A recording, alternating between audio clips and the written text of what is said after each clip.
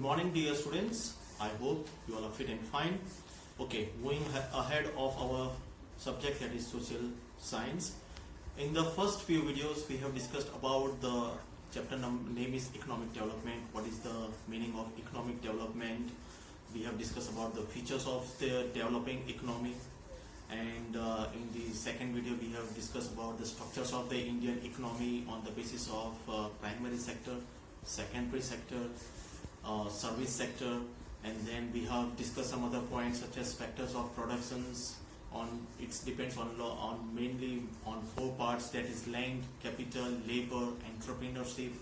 Then we have discussed about the distributions of factors of productions. In that we have discussed some of the bullet points such as unlimited wants, important order in terms of necessities, limited resources, alternatives, use of resources. But today we would like to discuss some of the other major points of the chapter, that is methods of allocating or allocation of resources. Every nation tries to attain speedy economic development by making the best possible allocation of resources. The meaning of the word allocations means sharing of services.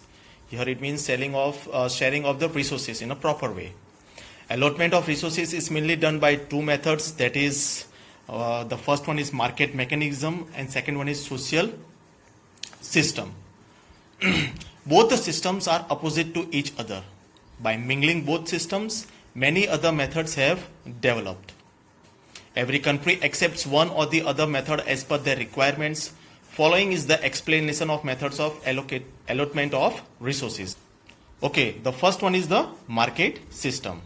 Nations like America, Japan, etc. have made their economic development through market system. Market system is also called the capitalist system. In this method, the process of resource allocation is done on the basis of profit scope.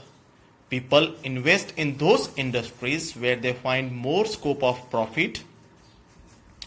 Market is completely free in this system.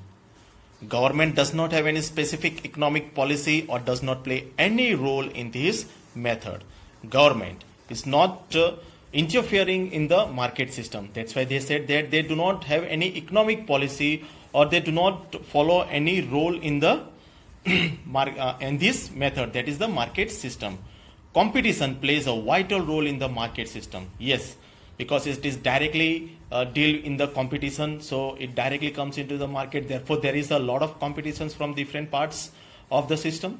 In the competitive market, the owner has to increase working capacity to the greatest extent in order to obtain maximum profit. If the owner wants to own a maximum profit, then there should be a huge in terms of production capacity, because the competition plays a vital role in the market system. Because of this method, many new researches are not done and new methods of productions are because of this method, many new researches are done because of the competition and new methods of productions are being implemented. To sustain into the competition, new methods and new researches has to be done. So production is the maximum. Some of the features of the market mechanism systems are, the first one is ownership of resources of production is either individual or private. Yes, we have just studied that the resource of the ownership of production is either individual or private. Second, the main thing is the profit is the center of economic activities in market system. The main thing or the main goal is the profit. Therefore, that's why it is said that profit is the center of economic activities.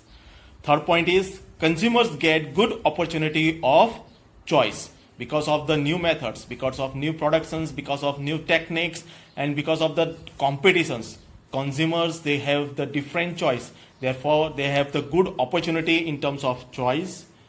Government interference is not there.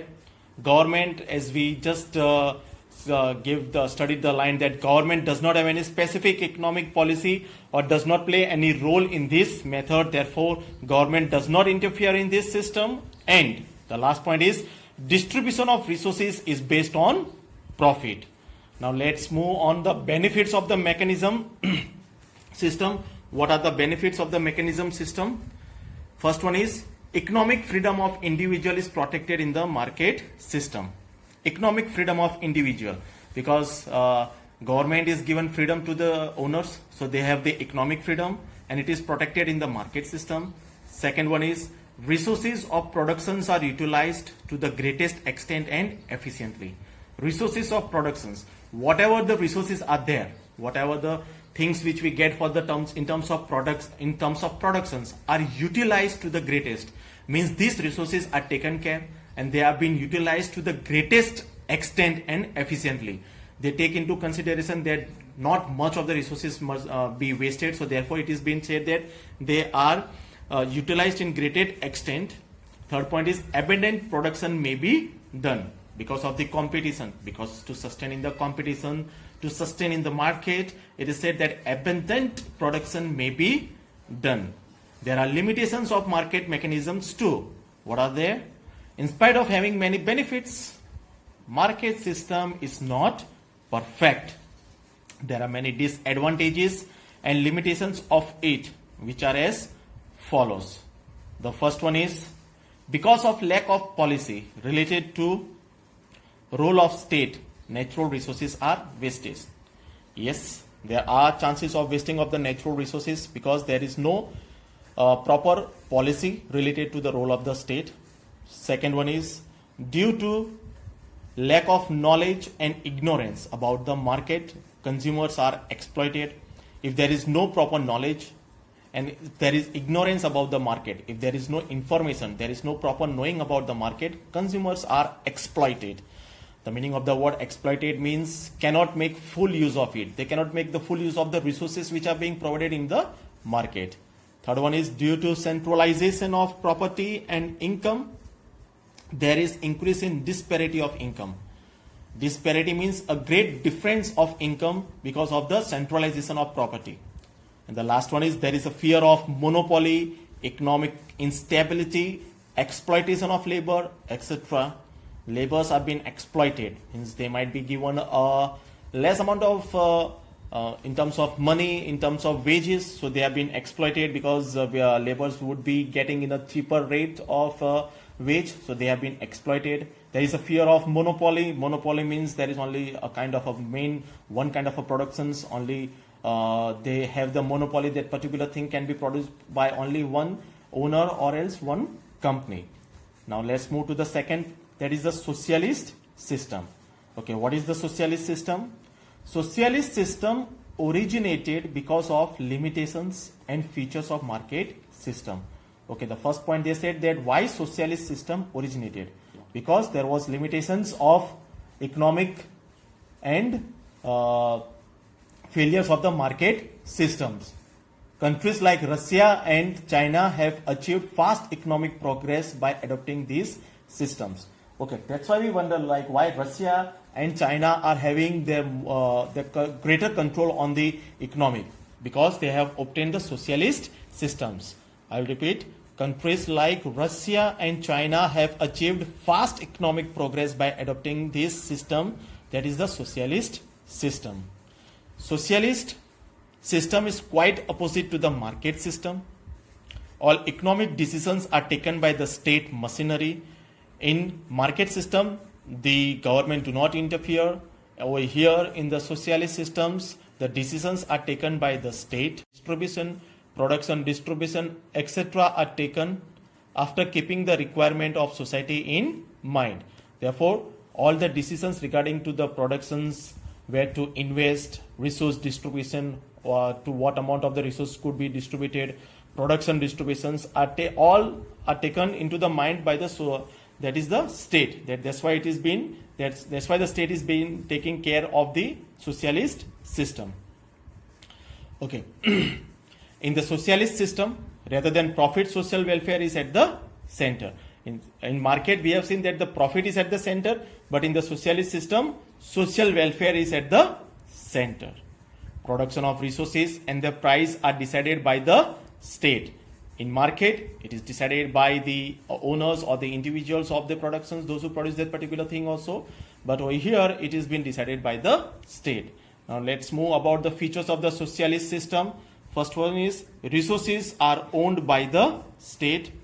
In socialist system, resources are owned by the states, and in the market, resources of production is either individual or private.